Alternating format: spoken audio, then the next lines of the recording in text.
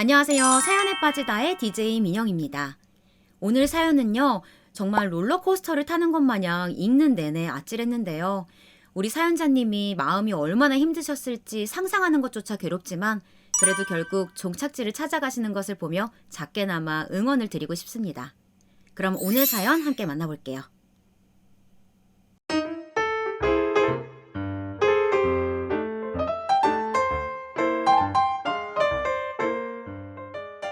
안녕하세요.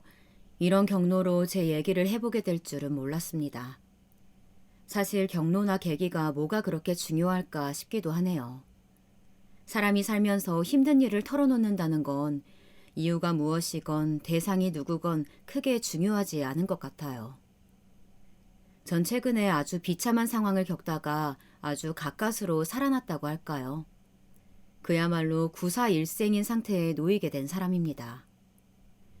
이런 상황으로 전환이 되기까지는 시간이 꽤 걸렸기 때문에 이제서 한숨을 좀 쉬어보게 되네요. 아마 제 나이쯤 되면 거의 70대 중반쯤 되면 말이에요. 배우자와 같이 살고 있는 분들도 있고 한쪽을 먼저 보낸 분들도 있고 아니면 진작에 별개의 사유를 갖고 혼자 살고 있는 분들도 계실 겁니다. 그리고 우리 세대 특성상 요즘 친구들과 달리 웬만하면 대부분이 자식들이 있을 테고요. 제 경우는 자식에 대해 아주 많은 통항과 어려운 감정들이 뒤죽박죽 섞여 있는데요. 얼마 전까지 갖고 있던 감정들을 바탕으로 말을 해보자면 솔직히 말해 자식을 낳지 않는 게 좋지 않을까 싶은 생각이 들 정도예요. 일단 제 주변에 누구에게도 자세히 털어놓지 못했던 말들을 시작해 보자면요. 제 아들이 둘이 있었다는 것부터 시작을 해야 될 것 같습니다. 아들 녀석 둘은 3살 터울로 한 놈은 1982년생, 한 놈은 1985년생이에요. 그 시대치고 30대를 훌쩍 넘겨 장가를 사람은 많지 않았기에 제 딴엔 늦게 얻은 아들 녀석들이 아주 애지중지했습니다. 우리 마누라 역시 마찬가지였고요. 큰 녀석 이름은 호영, 작은 녀석 이름은 호철이라고 짓고 정말 남부러울 것 없이 귀하게 키웠습니다. 우리 집 자체가 여유가 있고 돈이 많은 집은 아니었지만 참 운이 좋게도 저는 당시 자수성가하는 대열에 끼게 되었습니다. 먹거리나 무엇 하나 부족하지 않은 상태에서 매달 적지 않은 월급을 마누라에게 가져다 줄 수 있었고 우리 마누라 역시 크게 낭비하는 타입은 아니었어요. 그중 자식 농사가 어땠냐면 저와 마누라 둘 다 큰아들에 대해 꽤 공을 들였어요. 그렇다고 해서 3살 터울의 둘째를 가벼이 키운 건 아니지만요. 남자 녀석들이다 보니 어릴 때부터 툭하면 코가 깨지고 어디가 찢어지고 하는 상처를 내오는지라 정말 이래저래 손이 많이 갔었어요. 늘 직장에 나가 있는 저보다는 마누라의 손길이 훨씬 더 많이 갔을 테고요. 그러나 이런 부분에 있어서 크게 일이 터졌던 것은 아이들이 좀 더 성장했을 때예요. 다른 집들은 어떨지 모르겠지만 각 집안마다 부모들이 더 예뻐하고 손이 많이 가는 자식들이 있잖아요. 저희 집의 경우 마누라는 큰 녀석을 좀 더 예뻐했습니다. 장인어른을 많이 닮기도 했고 하여간 그 녀석도 지 엄마가 자기를 예뻐하는 걸 알아선지 여간 애교 부리고 귀엽게 굴었던 게 아니거든요. 당신 호영이 예뻐하는 거 너무 티가 나.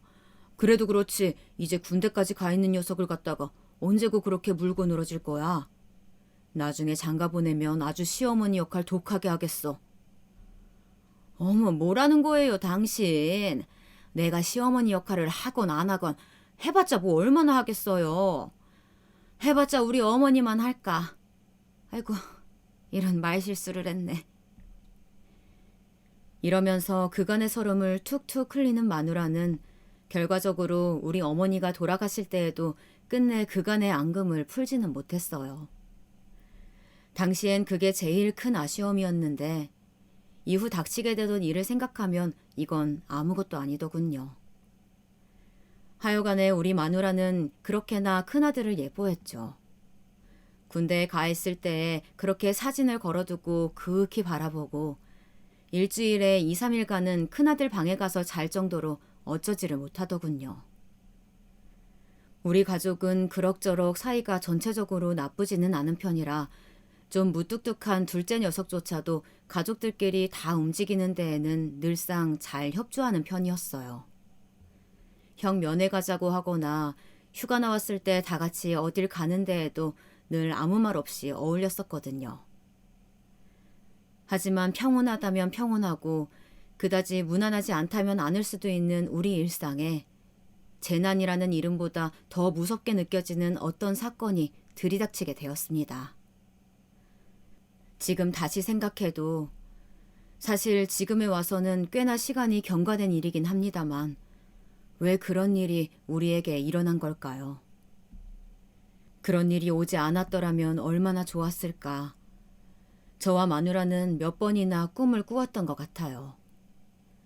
저뿐 아니라 어쩌면 둘째 녀석까지 모두 돌아가면서 그런 꿈을 꾸었을 것 같은데요. 우리 가족이 아주 당연스레 나라의 안위만을 걱정하면서 큰아들의 제대를 기다리고 있던 사이 그 사건은 터지고 말았습니다. 직장에서 늦게 마누라의 연락을 받은 저는 처음에 무슨 말인지 잘 귀에 들어오지를 않았어요. 뭐라고? 아니, 알아듣게 좀 말을 해봐. 호영이가 뭐 어떻게 됐다고?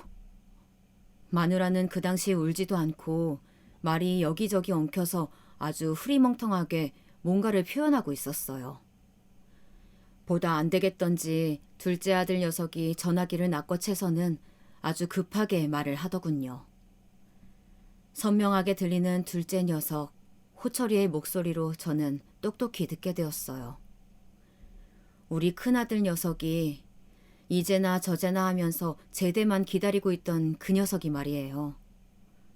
제 엄마도 기차게 이뻐했지만 제 가슴에도 늘 애틋하고 아리게 남아있는 그 녀석이 저와 같은 하늘 아래에 있지 않다는 소식을 듣게 되었습니다. 아버지, 형이 죽었대요. 사고가 아니라 형이... 이 말을 듣고 아버지라는 존재로 있는 저는 무슨 말을 하는 게 좋았을까요? 그 당시 바쁜 회사 업무에 휩싸여 누구 하나 바쁘지 않은 사람들이 없는 그 정신없는 사무실에서 그런 전화를 받았어요. 그때 무슨 정신으로 차를 몰았는지 기억에도 없지만 어찌되었건 저는 누가 아주 급히 절 태워주기라도 한 양 그렇게 공간과 시간을 뛰어넘어 마누라와 둘째 아들 앞에 나타나게 되었어요. 사인은 앞서 말한 대로 스스로 목숨을 달리한 것이었으며 그 이유는 정말 부모인 저와 마누라 그리고 그 동생인 둘째 녀석까지 얼척없는 납득을 할 수 없는 내용이더군요. 사고사로 누군가에게 구타당해서 그리 되었다거나 총기 사고도 아니었고요. 이제 와서 무슨 말을 할 수 있겠냐마는 수십 년이 지나 지금 생각하게 되는 건 그냥 제가 자식을 잘 몰랐다. 그 정도의 말밖에 못할 것 같아요.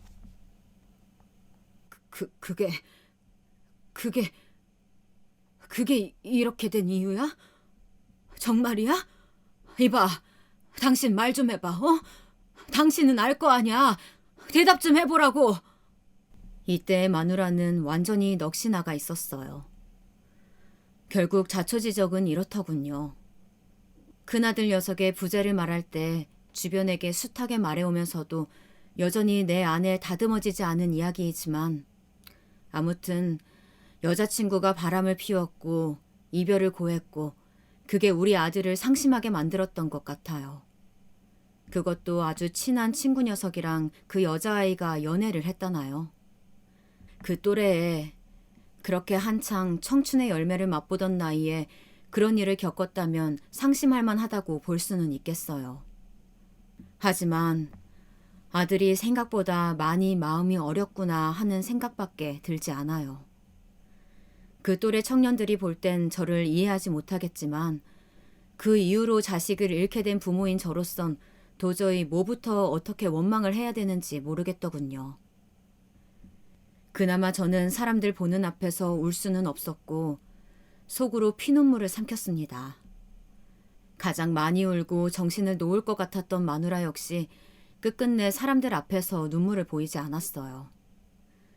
시간이 좀 지나 둘이 그 이야기를 입 밖으로 낼 수 있었을 때 흙을 씹는 듯한 표정으로 마누라가 말을 하더군요. 울 수가 없었어. 울면 그땐 호영이를 정말 보내게 되는 것 같아서 울지 않았어. 어딜 깨물어야 울음이 참아질까 싶더라. 그때 하도 이를 악물어서 이가 다 상한 것 같아. 내가 그 녀석, 호영이 그 녀석 낳을 때 그렇게 죽을 것 같았는데 이가 그 모양은 아니었는데 말이야. 내 몸으로 낳은 자식을 나도 안 가본 세계에 내보내면서 그 통증으로 이렇게 이를 악물었던 걸까? 내가 없고 내가 모르는 어두운 곳으로 내 새끼를 내보내야 되니까 그렇게 아팠나 봐. 마누라의 말에 전 그제서야 그 앞에서 토하듯이 오열을 하게 되었던 것 같아요. 우리는 몇 년간은 큰아들에 대한 얘기를 셋 다 그 누구도 꺼내지 못하고 그 방은 정말 어쩌지도 못한 채 몇 년을 흘려보내게 되었어요.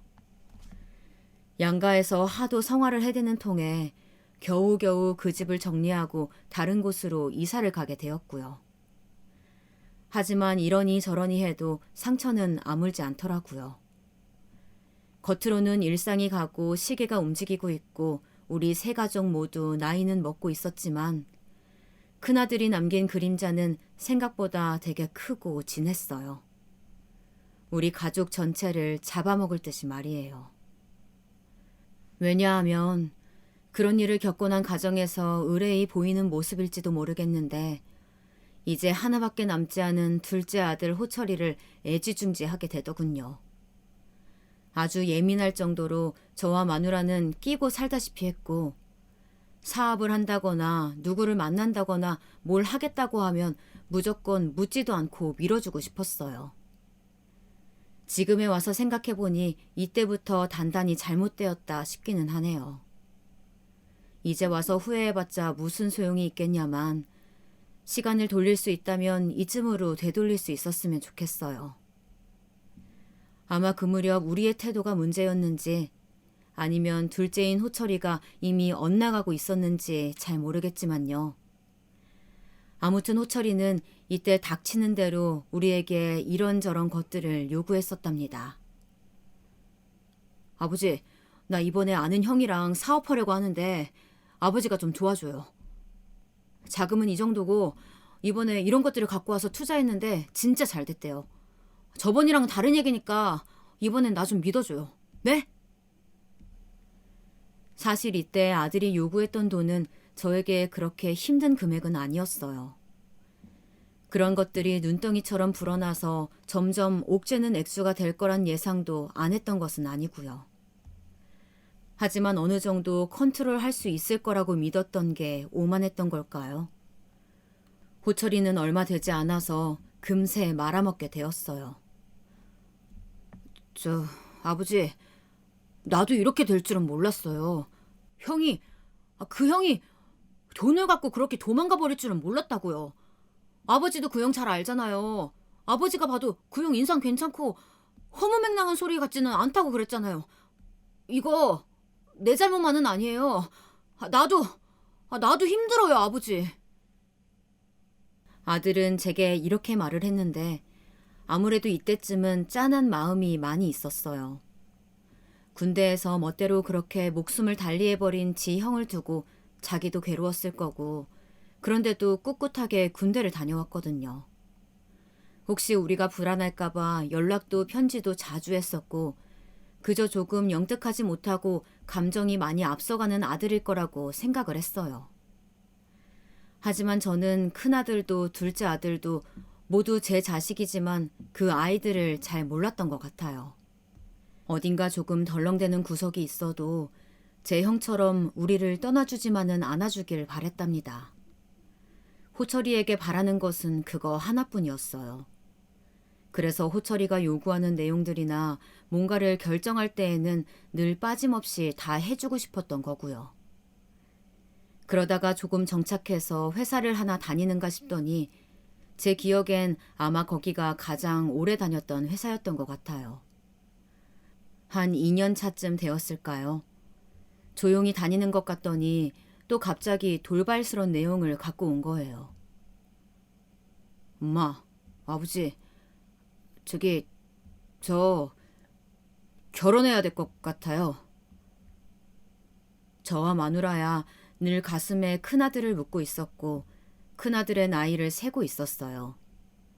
그쯤 되면 큰아들도 장가를 가기에 손색 없는 나이였고 호철이 녀석도 30대가 되었으니 이상할 건 없었죠.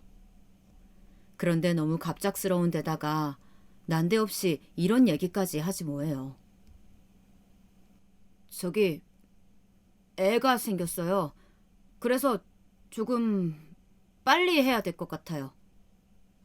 난데없이 결혼도 전에 아이부터 생겼다니 정말 호철이는 저에게 있어서 매번 예측하기 힘든 아들 녀석이었어요. 언제 그렇게 연애를 해가지고는 임신까지 하게 된 건지 여자친구인가 모시기를 좀 만나보자고 하니까 난감해하는 얼굴을 하더군요. 그게 지금 한창 입덧인가 그거 하고 있어서 너무 힘들어해요. 회사도 그만뒀어요. 안 그래도 아버지랑 엄마 만나게 하기는 해야 될 것 같아서 얘기는 해놨어요. 근데 그게 언제가 될지는. 이러면서 막연하게 말을 흐리는 거예요. 당시에 마누라는 몸이 꽤 안 좋은 상황에 처해 있었고 스트레스도 심했었죠. 마누라는 화가 나서 눈도 제대로 못 뜨겠던지 매우 짜증스럽게 말을 했어요. 너 말야, 엄마 지금 암인 거 알잖아. 엄마 진짜 조심해야 돼. 왜 그런 때에 이렇게 힘든 상황을 자꾸 얹어주는 거야? 우리가 며느리감을 만나보자고 나를 안 잡으면 안 보여줄 거야? 게다가 임신을 했다니 그건 또 무슨 소리고. 아이고 아파. 엄마 아프니까 그런 거 알고 나도 조심스러웠던 거야. 그럼 어떡해. 걔 지금 입덧한다고 나도 잘 안 만나줘. 근데 결혼을 해야 된대. 애기 생겼으니까. 별 수 없잖아. 나라도 엄마 아빠한테 말은 해놔야지. 이때 겨우 제가 정신줄을 붙잡고 아들에게 질문을 하자마자 또 얼마 안 되어 얼척없는 답이 돌아왔어요.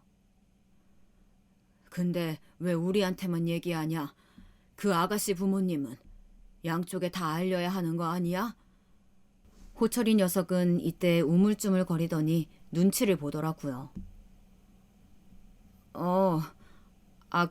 걔, 걔가 부모님이 안 계시대. 친척 어른들이 계시다던가 이모인가 삼촌인가 아무튼 그쪽에는 말했나 봐. 알아서 하라고들 했대. 여기서 저랑 마누라는 정말 여러모로 휘청거릴 듯 했어요. 딱히 물으고 어쩔 생각은 아니었지만 말이 통하는 어른들끼리 얘기 좀 해보려고 했더니 그쪽에선 이 상황을 같이 나눌 만한 어른도 없다는 거예요. 아무튼 이래저래 시기가 좀 지나서 며느리가 될 그 아가씨를 만나보게 되었어요. 헌데 우리가 많이 염려하고 긴장했던 것과는 달리 그렇게 마냥 날라리 같고 근본 없는 아가씨는 아니더라고요.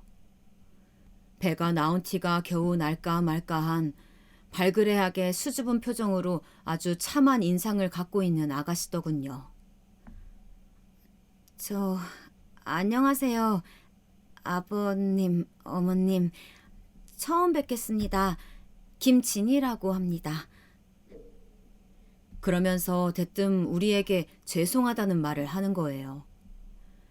그런 반응을 바란 건 아니었지만 그래도 우리 아들 녀석보단 훨씬 낫더군요. 이렇게 찾아뵈게 되어서 죄송합니다. 상황이 어쩌다 보니까 이렇게 흘러가게 되었어요. 제가 입덧이 너무 심해서 약속을 늦게 잡게 되었네요. 저 많이 궁금하셨을 텐데 기다리게 해드려서 죄송합니다.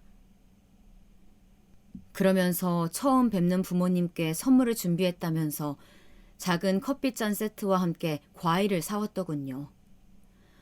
네, 참, 누구 집 자식을 걱정해야 하는 건지. 우리 호철이 녀석은 자기랑 결혼할 여자가 그걸 양손에 다 들도록 손 까딱 안고 있는 모양새가 어찌나 한심했는지 몰라요. 그거야 그냥 그렇다 치고 우리한텐 시간이 많지가 않았어요.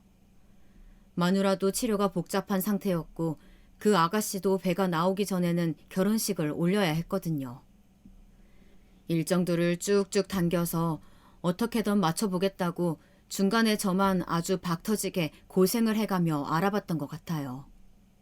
물론 이때 호철이 본인도 동행해서 같이 알아보긴 했었지만 이 녀석한테 뭘 맡기면 늘 탐탁치 않은 결과물이 나오니까요.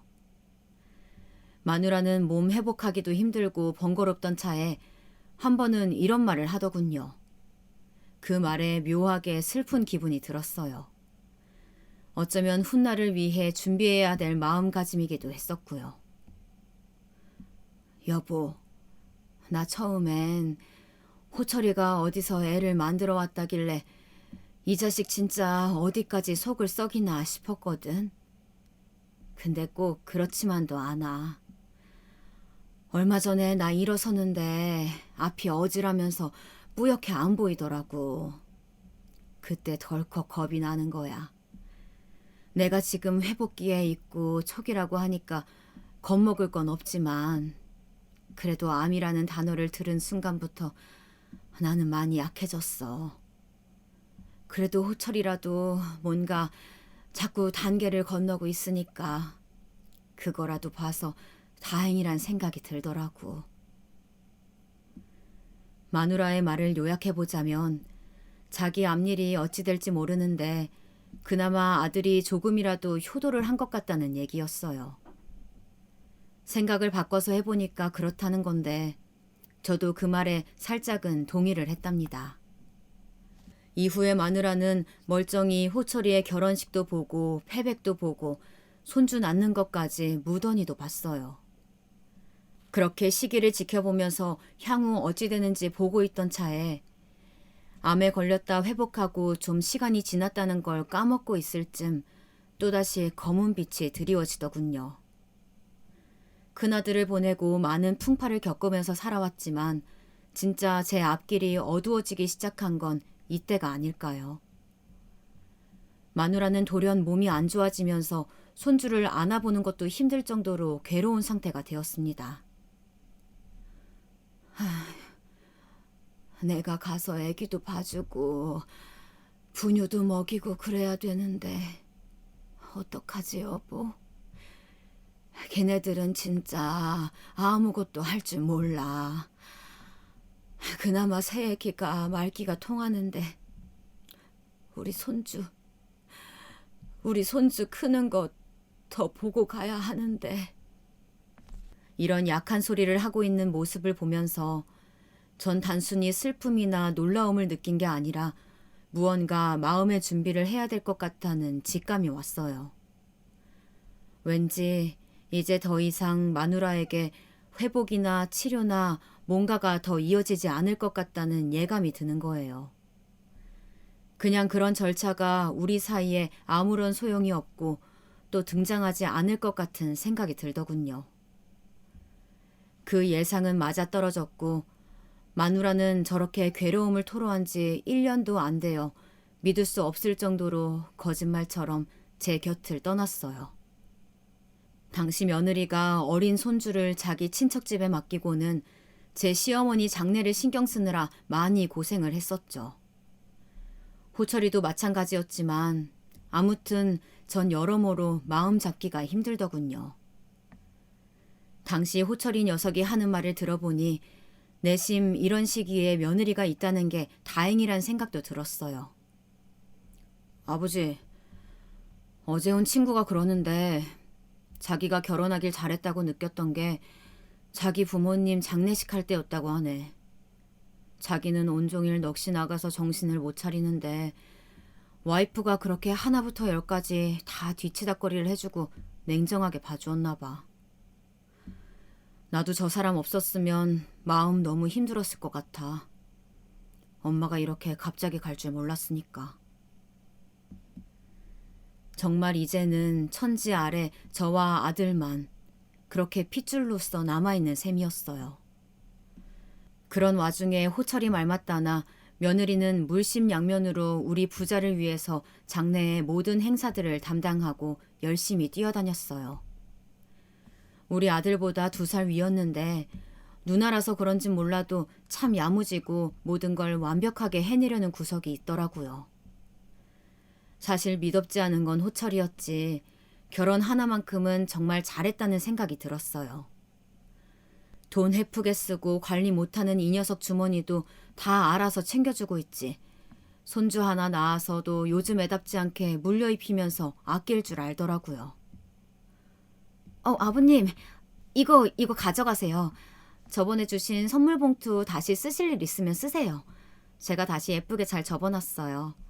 이런 거 하나하나 또 사시려면 낭비예요. 가끔 모임 가실 때 급하게 찾지 마시고 이거 가져다가 쓰세요. 며느리는 이렇게 명절 때 제가 지들 쓰라고 사다 준 선물 봉투 하나하나도 각을 접어가지고 보관을 하던 애였어요. 그리고 혼자가 된 제가 신경이 쓰인다면서 반찬거리를 해가지고 한 달에 2-3번은 꼭 넣어주고 갔답니다. 아버님 죄송해요. 제가 솜씨가 없어서. 마늘 장아찌랑 이거 멸치볶음은 시장에서 샀어요. 그런데 이거 꽤 맛있어요, 아버님. 호철 씨도 우리 민우도 아주 잘 먹어요. 아줌마가 하도 맛있다고 추천해 주셔서 제가 이만큼 사왔어요. 저 믿고 드셔보세요, 아버님. 늘 이렇게 싹싹하게 챙겨주고 가고 계절마다 이부자리며 다 봐주고 가던 든든하고 착한 며느리였죠. 그런데 참 저로선 한없이 고맙고 고마운 애라 시아버지와 며느리로서의 사이는 무척 좋았어요. 하지만 저나 얘나 어디까지나 아들인 호철이 하나로 묶인 사이 아니겠나요? 시아버지랑 며느리랑 100번 잘 지내봤자 그 가운데 있는 녀석이 사고를 치면 그 관계도 온전하긴 힘들잖아요. 아니나 다를까 이 녀석이 글쎄 자기 아들이 4살이 되었을 무렵의 말이에요. 이것만큼은 먼저 간 우리 마누라도 도저히 용서하지 않을 짓을 저지르고 말았어요. 제가 당시 안 그래도 지병이 있고 자주 손도 떨고 하는 판에 얼마나 손이 떨리고 침이 마르던지 아직도 그때의 며느리 목소리를 잊질 못하겠어요. 비 오는 날이었는데 애가 목소리가 아주 축 처져가지고 울먹이면서 전화가 걸려왔어요. 아버님, 저 어떡해요? 이제 어떡하면 좋아요? 왜 그러냐, 진이야. 무슨 일이야?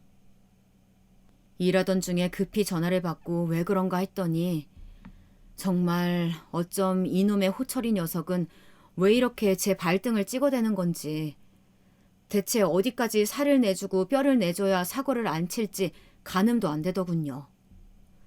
듣다 보니 화가 나는 건 고사하고 정말 며느리 앞에서 어떻게 고개를 들어야 할지 영문을 알 수가 없을 지경이었어요. 이 사람 어디서 만난 여자인지는 몰라도 만나는 사람이 있어요. 저보다 한참 어린 여자요. 사실 집 나간 지 몇 달 됐어요, 아버님. 그래도 참고 있었는데 어제 연락 오더니 저보고 이혼하재요, 아버님. 저 어떡해요? 아직 민우도 어린데 민우도 보고 싶지 않대요, 그 사람. 이러니 제가 환장 안 하고 배길 수가 있을까요? 언제부턴가 집도 잘 들어오지 않고 바쁘다면서 툭하면 싸움을 걸었다고 하니 이 부분도 제가 뭐라고 하려다가 참았었어요. 이전부터 늘 이 녀석 야단치는 건 제 몫이었는데 이제 결혼해서 가정도 있는 애를 갖다가 제가 막 뭐라 할 순 없잖아요. 그러다 보면 더 불씨가 커질 거고 부부 사이도 악화가 될까 싶어서 참고 있었던 거죠. 그런데 하다 이런 상황까지 이어질 줄은 몰랐던 거예요. 바람을 피다니요. 나이가 어린 것도 아닌 녀석이 곧 40이면서 지 자식을 놔두고 왜 그 난리가 난 거냐고요. 한편으론 자기 형이 뭐 때문에 그렇게 갔는지 알면서 어떻게 저럴 수 있을까 싶어 억장이 무너졌어요. 그 무렵 저에게 이젠 마누라도 없고 그나마 조금이라도 챙겨주려고 하던 게 며느리였는데 그 아이를 내 자식이 정말 피 맺히도록 상처를 입힌 꼴이 되어버렸죠. 정말로 저는 마음을 기댈 데가 없었고 누구에게 어떻게 이 상황을 논하면 좋을지 모르겠더군요. 몇 번이나 마누라 꿈을 꾸기도 하고 친구들에게 남의 일이라면서 상담을 해보기도 했었어요. 결국 나오는 답은 한 가지밖에 없어서 고민을 하다가 며느리에게 전화를 했습니다. 이미 호철이 녀석은 저와도 진즉 연락이 닿지 않을 때였거든요. 진이야, 일단은 네 생각도 그렇겠지만 혹시라도 호철이 녀석한테 전화와서 그런 얼토당토 않는 얘기가 있으면 무시하고 끊어버려라. 너는 계속 그 집에서 살아. 그 녀석 자기가 찾아와서 뭘 어쩌겠냐. 너는 이러나 저러나 우리 며느리야. 그리고 참 내가 면목이 없다. 일이 이렇게 되어서 너무 미안하고 너에게 할 말이 없구나. 연거푸 이렇게 며느리에게 사과를 하다가 결국 제가 생각해낸 방법은 이것 하나밖에 없었어요. 너 혼자서 민우 키우고 호철이 녀석한테 그런 꼴 당하고 얼마나 힘들겠냐. 내가 달마다 너한테 반찬값을 주마. 그걸로 조금만 견뎌봐라. 응? 얼핏 들으면 이게 무슨 소리인가. 남편이 바람을 피웠는데 시아버지 먹을 반찬은 그대로 해와라 소리로 들리겠지만요. 제 딴엔 며느리를 생각해서 한 답이었어요. 며느리는 호철이가 주는 생활비가 아니면 생활이 어려울 터였지만 그렇다고 제가 공으로 생활비를 보태주겠다고 하면 안 받을 애였거든요. 매달 적어도 1, 2주에 한 번씩 와서 반찬을 주고 갔기 때문에 그 반찬값을 달마다 줄 테니 받으라고 한 거예요. 그리고 전 조용히 매월 며느리 통장에 250만 원씩 넣어주었고요. 젊은 날 제가 이뤄넣은 경제적인 부분에서 크게 부족함이 없기도 했고 하나밖에 없는 아들에게 어느 정도는 물려줄 생각이 있기는 했어요.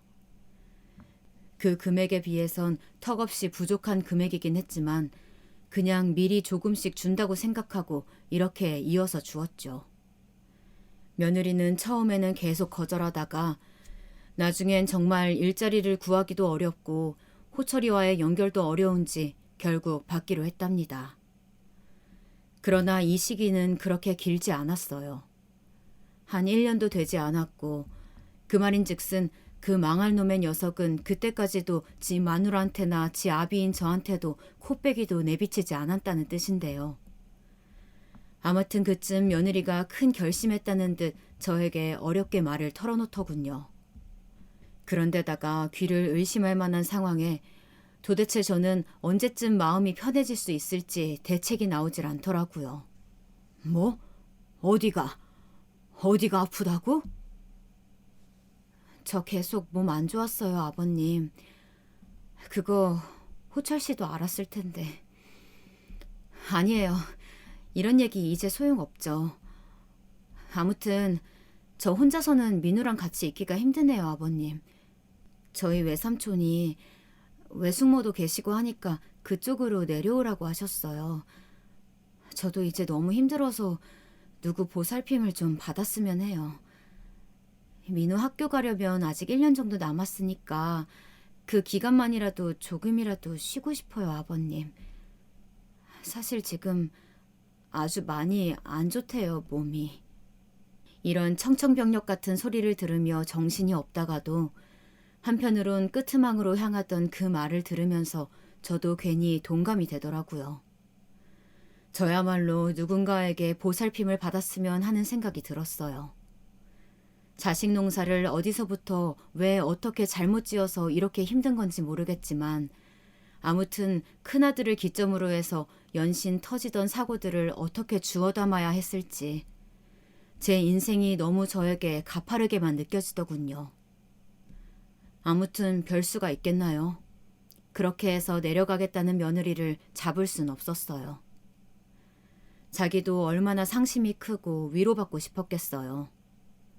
사실 제 얼굴은 진즉에 꼴도 보기 싫었을지 모를 텐데 제 욕심에 손주를 보겠다고 붙잡고 있었던 게 미안했죠.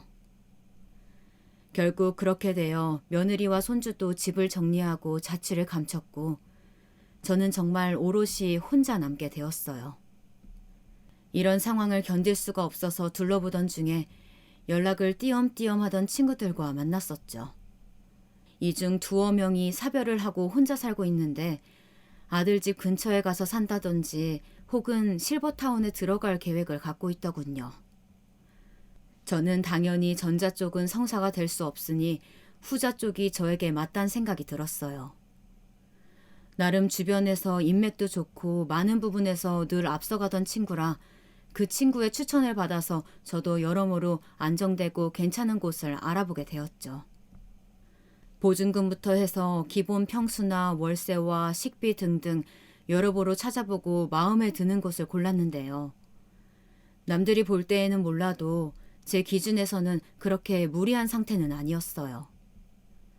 사실 이렇게 금액이 꽤 소비되는 곳을 고른 것에는 이유가 있어요. 모든 가장들이 다 그렇겠지만 저 역시 무척 힘들게 달려왔고 그리고 많은 가정들이 다 겪는다고만 볼 수 없는 힘든 일들을 연달아 겪었어요. 그런 제가 일생 동안 힘들게 벌어온 것을 제 여생을 보내는 데에 어느 정도 투자하는 게 나쁜 건 아니라 생각했죠. 제 친구도 그래서 권했던 것이고요. 능력만 된다면 그런 거 골라서 들어가는 게 뭐가 나빠. 요즘은 일찍이 50대부터 실버타운 입주 갖고서들 알아본다더만. 자네 일평생 열심히 살았잖아. 마누라도 먼저 보내고 호영이도 그렇게 일찍 보냈고 말이야. 아 근데 호철이는 별 얘기 안 해? 호철이야 지가 모시고 살 부담 없으니까 뭔 불만이 있겠냐마는. 이 친구 역시 제가 아들과 거의 절연하다시피 지내고 있다는 걸 몰랐기에 가장 최근 근황은 손주가 태어났을 때 무렵 얘기밖에 알지 못했어요. 그러니 아들과 며느리한테 보살핌을 받지 않고 먼저 실버타운을 선택한 절 나름 과감하다고 여겼었나 봐요. 그래서 군말 없이 저는 들어가게 되었고 막상 들어가 보니 왜 고민했었나 싶을 만큼 적응이 슬슬 되더라고요. 지인도 없었지만 지내는 와중에 얼굴을 익히는 사람도 생겼고요. 애시당초 실버타운 자체가 거동에 있어서 불편함이 없는 사람들이 들어오다 보니 그렇게 힘들지는 않았어요. 문화생활이며 즐길 것들도 있었고 시내로 얼마든지 편히 나올 수도 있고 주거 공간 안에 필요한 것들은 다 갖춰져 있었으니까요. 저에게 없는 것은 단 한 가지. 이렇다 싶을 가족이란 구성이었어요. 어쩌다가 이렇게 된 건지 머무는 동안 여러 가지 이미지가 머릿속에서 떠오르더군요. 넷이서 같이 살던 기억, 그러다가 큰아들을 보내고 셋이 우왕좌왕했던 기억, 제 옆을 지켜주던 마누라를 보내고 호철이만 남았지만 그 호철이와 이렇게 종이 나부랭이만도 못한 상황이 될지 몰랐었거든요. 그나마 이걸 연결해주던 게 며느리였고 여기 와서 지내다 보니 잠깐 며느리와 손주 생각이 나더군요. 그럴 수밖에 없는 게 여기서 사귄 지인의 이야기들을 들어보면 다들 멀쩡히 가정이 있었어요. 제 또래에 직종까지 비슷한 지인이 있었는데 자식 손녀들 얘기하는 걸 보니 너무 부러운 거예요. 나야 자네랑 비슷한 시기에 들어왔지. 사실 난 더 일찍 오고 싶었어. 마누라 일찍 보내고 너무 외로운 거야. 할망구 하나 새로 구하려고 여기 왔지. 형편 비슷한 사람들끼리면 따로 돈 노리고 접근할까 걱정할 것도 없고 말이야.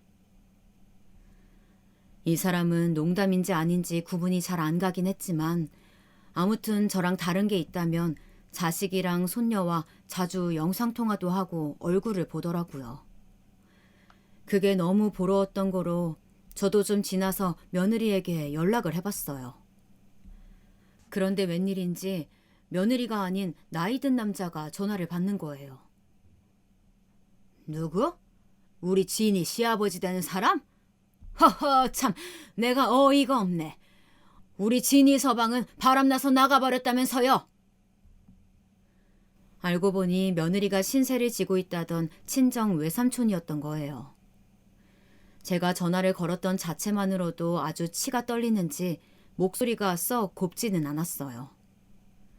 게다가 더 어두운 소식을 듣게 되었고요. 우리 진이 지금 정상이 아니오. 그댁 잘난 아들 때문에 몹쓸 병 얻어서 이 젊디 젊은 애가 이게 맨날 병원 신세지고 뭐냐고. 의사가 말하기를 그놈의 스트레스가 문제라고 합디다. 아니 어쩔 거요 대체. 꼴의 며느리 보고 싶어서 연락한 건 아닐 테고. 손주? 우리 민우 보고 싶어서 연락한 거요? 거참 양심 더럽게 없네 진짜.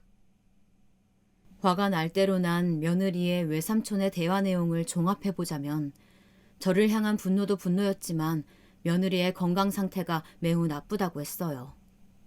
어떻게든 돕고 싶었지만 그런 대화 분위기상 더 얘기를 끌고 갈 수는 없었죠.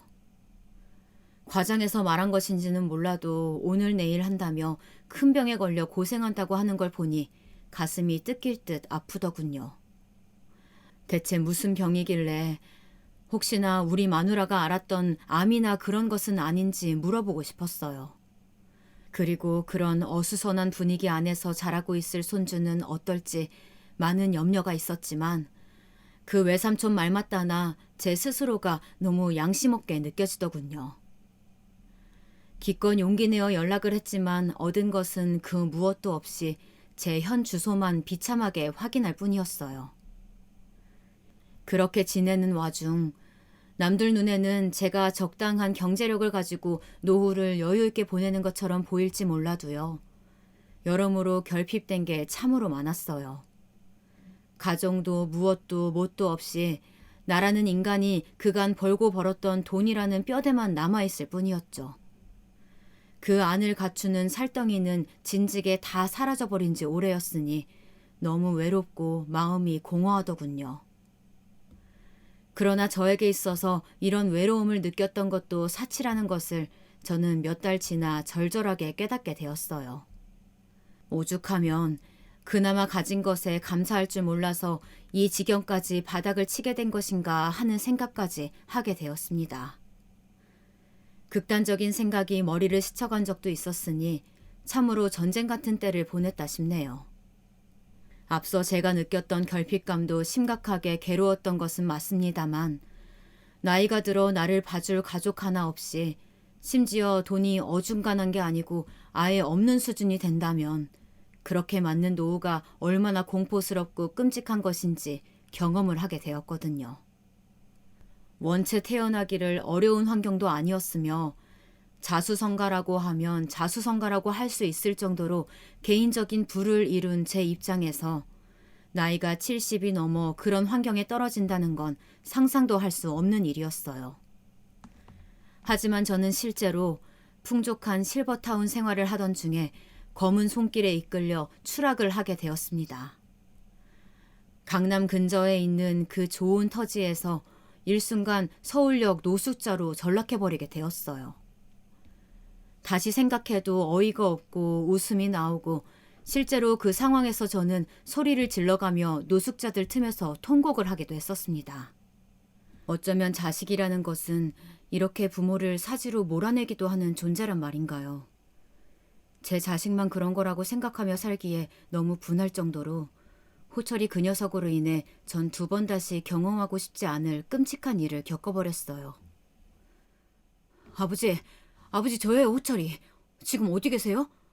영식이 아저씨한테 들어보니까 아버지 어디 들어갔다면서요? 거기 평화실부터 맞죠? 언제 연락도 없이 거기 가 계신 거예요? 이런 생뚱맞은 전화 한 통과 함께 거의 수년 만에 저에게 연락을 해온 아들 녀석의 목소리를 듣고 한동안은 마음을 가다듬기 힘들었어요. 누가 보면 제가 자기를 천의 고아로 만들고 사라진 양 말을 해대더군요. 게다가 몇 년이 지나 들어본 아들의 목소리란 분명 제 아들이 맞는 거야 당연했지만 어째 어디선가 세월을 탄 듯 많이 달아 있었어요. 저에게 토로하던 그 끔찍한 사정과 맞물려 뭔가 많이 지쳐 보이더군요. 그래놓고 결론부터 말해 듣고 농담이 아닌가 싶을 정도의 금액을 저에게 엎드려 빌며 요구하더군요. 그런 돈이 어디 있냐, 아버지한테. 그런 돈이 어디 있냐고.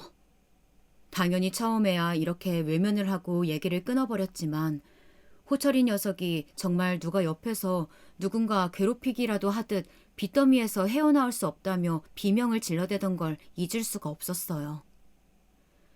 오래 고민을 하고 숨을 고를 시간이 있었다면 좋았겠지만 갑작스레 연락해온 호철이 녀석은 그 안에 무슨 일을 저질렀고 어디서부터 수습을 해야 할지 모를 정도로 막대한 사고를 쳐버리고 말았어요. 자식이 원수고 또 원수라는 말을 기꺼이 동의할 수밖에 없는 것이 그렇게 째지는 목소리로 고통을 호소하는 녀석의 목소리를 듣고 잠이며 밥이며 다 소용이 없더군요. 남들은 손주를 안겨주고 그렇게 왕래를 해댔는데 저에게 돌아오는 건 왜 이런 결과밖에 없는 것일까요? 하지만 하다 정말 너무하다고 여겨졌던 것은 제 아비가 조금이라도 엉덩이 붙이고 살만한 공간의 금액도 여유를 주지 않았다는 거예요. 정말 골수까지 빼먹었다고 해야 할지 남김없이 다 털어갈 기세더군요. 아버지, 내가 여자한테 잘못 걸렸어. 뒤에 엄청 무서운 남편이 있는 여자를 건드렸어. 아버지, 나 죽을 수도 있을 것 같아. 제발, 나 한 번만 살려줘요. 네? 제발요. 그 돈 안 갖고 오면 큰일 난대. 나 좀 제발 살려줘요, 아버지. 온갖 무서운 말을 하면서 거의 초 단위로 전화를 걸어대더니 급기야는 인간 같지 않은 꼴을 하고 나타나서는 제 앞에 넙죽 엎드려버린 아들을 보고 저는 정말 혼이 나갈 지경이었어요. 내가 못 놈의 죄가 그리 많아서 이런 일을 겪고 있는 건지 구역질이 차오르더군요. 하여간에 말이에요. 하여간 그놈이 말하는 요구하는 금액대로 다 주게 되었어요. 핏대를 세워가며 제가 알던 얼굴과 달리 눈이 거의 튀어나올 정도로 온 얼굴이 바싹 말라버린 호철이 녀석 얼굴을 보니 기이할 정도로 두려움이 밀려오더라고요. 나보다는 젊은 아들 녀석의 인생이 더 중요하다고 생각하여 지금이야 어떨지 몰라도 몇 년이 지나면 거두기 힘들 내 몸뚱이의 쉼터를 결국 포기하고 말았어요. 정말 줄 수 있는 것들을 다 주고 그렇게 나왔는데 아들은 이후로 상황이 어떻게 되어가는 건지 알려주지 않더라고요. 연락도 되지 않았고 제가 겨우 몸을 두겠다고 구해두었던 모텔 돈을 다 까먹을 때까지도 나타나지 않았습니다. 그런 제가 갈 수 있는 데가 정말 서울역 정도밖에 없는 거예요. 이건 무슨 왕자와 거지도 아니고 본래 묵었던 환경과 거기 거주하던 지인들이 완전히 탈바꿈을 하게 되고 만 거죠. 그나마 알던 친구들에게도 연락을 할 수가 없었고 누나들 둘도 치매에 걸려 요양원에 있고 여동생은 해외에 거주하고 있었어요. 이쯤 되니 형제가 어쩌고 해도 내가 이룬 가정이 살아있지 않으면 아무런 생명력이 없더군요. 서울역을 어슬렁거리다가 막상 그조차도 내키지 않고 무리에 끼는 것도 끼지 않는 것도 무섭고 인생의 끝이 여기서 더 어디가 있을까 싶은 나날들을 며칠 보내고 있었어요. 그때 생활했던 내용들은 여기 적기에도 너무 피로하고 피 섞인 울음이 올라오려고 합니다. 아무튼 그때요. 그렇게 지내던 지 시간이 좀 지났을 무렵 저는 용기 내어 한 곳에 연락을 해보게 되었어요. 그냥 좀 마음의 안정을 얻고 싶었달까요. 이 지지부진하다 못해 힘든 세월을 끊어내는 것도 두렵고 그럴수록 저에게 안정을 주었던 대상과 조금이라도 이어지고 싶더군요. 그렇게 연락해본 게 바로 며느리였어요. 한창 아프고 위독하다고 할 때 들여다보지도 못한 주제에 그저 근황이라도 알고 싶어서 감히 전화를 걸어보게 되었습니다. 아들과 며느리의 연락처 정도는 외워서 기억하고 있을 정도였으니까요. 또다시 그 외삼촌이 나와서 욕을 할지언정 적어도 며느리나 손주의 근황 정도는 들을 수 있겠지 싶었는데요. 만약 그때 제가 전화를 걸지 않았으면 과연 이런 인생을 살 수 있었을지 확신이 없네요. 그 전화 한 통이 지금의 저를 만들었다고 해도 과언이 아니에요. 어머, 아버님 지금 어디 계세요? 핸드폰도 안 되고 제가 아버님을 얼마나 찾았는데요. 예상외로 카랑카랑하게 힘이 있어 보이는 며느리의 목소리가 들려오는 거예요. 저는 그때 이제 말이 트인 벙어리처럼 마구 말을 쏟아댔고 현 사정에 대해서 겨우 설명을 할 수 있었어요. 사실 그런 말을 하는 자체가 몹시 구차한 상황 아니겠습니까? 며느리를 심히 상처 입힌 제 아들놈인데 그 아들놈한테 이런 꼴을 당했다고 하소연하는 제 모습. 정말 뭐가 어떻게 되어도 단단히 돌아버린 게 맞죠. 그래도 전 그럴 걸 가릴 수 있는 처지가 아니었습니다. 너무나 비참하고 잔혹한 상황 안에 있었기에 며느리 하나를 동아줄처럼 붙잡고 하소연할 수밖에 없었습니다. 며느리는 제 말을 듣고는 몇 마디 길게 말하지 않더군요.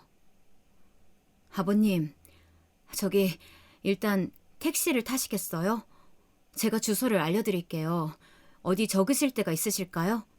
택시 타시고 이쪽으로 오세요, 아버님. 그 말에 눈물이 어찌나 와르륵 쏟아지던지 며느리가 적어준 주소를 들고 저는 택시를 타고 서울역에서 1시간 거리에 있는 외딴 동네에 들어가게 되었어요. 거기 있는 작은 연립으로 들어가 조금 평수의 집에서 살고 있는 며느리와 훌쩍 커버린 손주를 마주하게 되었습니다. 그 며칠간 제가 며느리로부터 받았던 대접이란 며느리 본인은 별게 없다고 하지만 저로선 참 잊지 못할 따뜻한 대우였습니다. 따뜻한 곳에서 씻고 잠을 자고 나를 위해 차려준 밥을 먹고 대뜸 커버려 아직 사이가 어색한 손주의 얼굴을 바로 옆에서 힐끔힐끔 볼 수 있었으니까요. 그리고 참 부끄럽고 수치스럽게도 힘들게 아들의 이야기를 했습니다. 꼼꼼하게 이것저것 묻던 며느리는 대뜸 자기가 이것을 해결해 보겠다고 하더라고요. 아버님, 저 어렵사리 갑상선 암 회복했어요. 사실 아직도 조심할 게 많긴 해요. 그런데 제가 좀 해결을 하고 싶네요. 너무 미안해하지 마시고 마음 쓰지 마세요. 그러실 거 하나 없어요. 그냥 저 자신을 위해서 어쩌면 아버님께는 좀 죄송하지만 그 사람을 용서할 수가 없어요. 그러면서 차마 눈을 마주하고 들을 수 없는 이야기들을 며느리는 털어놓더군요. 내내 저는 죄인이 되어 고개를 푹 숙일 뿐이었어요. 아버님, 제가 이렇게 병을 얻게 된 건 그 사람 탓이 아니라고 말을 할 수 없어요. 아버님도 아시죠? 제가 그 사람 얼마나 사랑했었는지. 다른 여자랑 놀아난 사진이며 많은 것들을 보면서 매일 가슴에 돌덩이를 안고 사는 기분이더라고요. 그게 실제로 저를 많이 힘들게 했던지 그런 몹쓸 병으로 나타나 저를 짓눌렀어요. 죽음의 터널을 지나고 나니 이제 좀 알겠더라고요. 전 상태가 많이 좋지는 않았지만 감사하게도 많이 회복했어요. 그리고 민우를 키워야 하니까 힘을 내야 되고요. 게다가 아버님까지 이렇게 되셨다니. 아버님은 허락해 주실 거죠? 제가 그 사람 찾아내서 다시 원점으로 되돌리는 거요. 이쯤에서 제가 뭐라고 할 수 있겠습니까? 아들을 잡아다 감옥에 넣는다고 해도 뭐라고 무슨 얘기를 하면서 말릴 수가 있을까요? 아들은 그 순간도 자기 아버지가 서울역 차가운 지하철 바닥에서 죽어가건 말건 간에 안중에도 없었으니까요. 딱히 아들을 벌하고 싶다기보다는 그냥 모든 상황이 기가 막히고 어이가 없을 뿐이었습니다. 흘러가는 대로 맡길 수밖에 없었어요. 결국 결론으로 오자면요. 며느리는 제가 아들에게 빼앗기다시피 내맡겼던 재산의 70% 정도를 찾아왔어요. 저 같은 사람으로선 실제로 찾아내는 게 쉽지 않았겠지만 며느리가 그 돈을 찾아내는 데에는 일련의 경로 같은 게 다 있었더군요. 저는 그 사람이 그 여자랑 못 헤어질 거 알고 있었어요. 이렇게 말하면 좀 비참하지만요. 아무튼 그 여자의 사업장 같은 건 진즉에 알고 있었고 SNS로도 매번 제 눈에 띄었기 때문에 뭘 하는지 다 보였죠. 갑자기 회사 몸체를 늘리길래 어디서 그런 돈이 났나 했더니 진짜 아버님 앞에서 그런 말을 하면 안 되지만 호철 씨 정말 인간도 아니네요. 그 돈 없으면 그 돈 다 빼면 그 계집애한테 버림받을 게 뻔해요. 이제 호철 씨 인생은 제 알 바 아니네요. 아버님, 저 뒷일은 생각하고 싶지 않아요. 여기까지가 제 최선이에요, 아버님. 상황이 여기까지 온 것은 며느리는 제 아들과 그 상간녀라는 여자의 행보를 쭉 알고 있었기에 가능했던 것 같더군요. 참 미안하고 면목 없게도 며느리는 자기를 버린 남편과 불륜녀가 어찌 살아가는지 꾸준히 관찰해오고 있었나 봅니다. 완전히 여자에게 미쳐버린 제 아들이 제 돈을 협박하듯 가져가 그 여자에게 퍼부었고 그걸로 여자의 회사 몸통을 늘렸더군요. 며느리는 그 불륜녀의 사업장에 찾아가 이 돈 줄기가 어디서 나온 줄 안다면서 나름의 협박을 했다고 합니다. 너 말이야. 남편이 있는 몸으로 남의 집 남편 꼬셨지. 게다가 그 집 아버지 노후 재산까지 끌어다가 노인네 거리에 앉게 만들고. 이 피 같은 돈으로 이 건물에 보탰어? 너 이 회사 갖고 방송에도 나가고 홍보도 하고 네 가정도 번듯이 있던데 내가 이거 싹 다 전단지 만들어서 이 건물 벽에다 다 발라버릴까? 아니 그러기도 아까워. 그냥 인터넷에 쫙 다 붙여버려? 그럼 너 반나절 만에 이거 다 철수하고 네 그 잘난 남편한테 이혼당하고 그거 시간 문제 아니야. 어쩔래? 뱉을래 말래? 그런 실랑이가 오가던 중에 참 끔찍하게도 제 아들 호철이 녀석이 나타나서 며느리 멱살을 잡고 난리도 아니었다고 합니다. 전 정말 죽어서도 며느리에게 어떻게 이 죄를 갚아야 할지 모르겠지만 상황이 이렇게 저렇게 진행이 돼가면서 결국은 그 돈을 어느 정도 다는 아니어도 돌려받게 되었어요. 다시 되받게 되던 날은 정말이지 손발이 다 떨려서 주저앉았고 하마터면 계단에서 떨어질 뻔한 아찔한 상황이기도 했어요. 그만큼 모래알처럼 제 손틈 사이로 빠져나간 재산이 다시 스르륵 들어오다니 눈으로 보고도 믿지 못할 광경이었던 거죠. 그렇게 저는 며느리에게 돈을 돌려받았지만 그 중에서 반을 며느리에게 주었으나 한사코 거절을 하더군요. 이 얼마간 너무 기막힌 삶을 살아 온몸이 성치 않았던 저는 그대로 무릎을 꿇고 사정을 하듯 며느리에게 돈을 내밀었어요. 이거 갖고 있으면 나는 또 짐이 될 것 같다. 내가 너한테 이렇게 신세를 지고 수치를 보았는데 그걸 어떻게 견디라고 이 돈을 안 받겠다는 거냐. 네가 받기라도 해줘야 내가 이제 잠도 자고 숨도 쉰다. 제발 우리 더 괴롭지 말자. 진이 너는 네 인생을 살아라. 나도 조용히 살게. 제발 받아줘. 응? 이리하여 며느리 역시 돈을 받고 제 앞에 무릎을 꿇고 고개를 바닥에 떨구더니 연신 몸을 떨더군요. 그 이후로 저는 특별히 굴곡이나 기복 없는 하루하루를 보내고 있어요. 실버타운은 아니고 그냥 작은 집을 얻었습니다. 실버타운에 있을 때보다 마음이 편한 건 참 감사하게도 며느리와 손자가 한 달에 몇 번씩 제 집에 찾아와 준다는 거예요. 와서 밥도 먹고 TV도 같이 보고 그러고 한 반나절 머물다 갑니다. 저도 몸이 성하고 거동이 불편치 않으니 남의 도움이 절실히 필요할 때는 아니에요. 나중에 정말 아무것도 못할 때를 대비해서 최대한 움직이고 걷고 뭐든 하려고 합니다. 외려 실버타운에서 무료함을 느끼고 외로움을 느끼던 때보다 어쩌면 좀 더 제 인생의 생명력이 더 물꼬를 트는 게 아닌가 싶기도 하네요. 아들 호철이의 소식이란 그 이후로는 저도 잘 모르겠어요.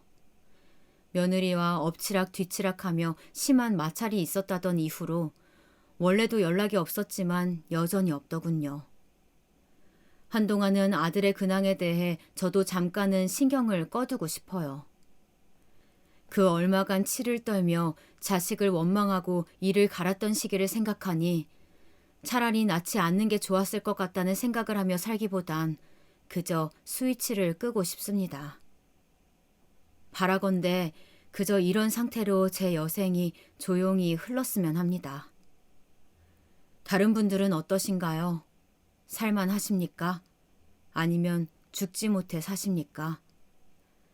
이왕이면 지금 쥐고 있는 것들 붙들고 좀 더 힘차게 숨을 뱉어봅시다. 그럼 저는 이만 여기서 제 얘기를 마치겠습니다.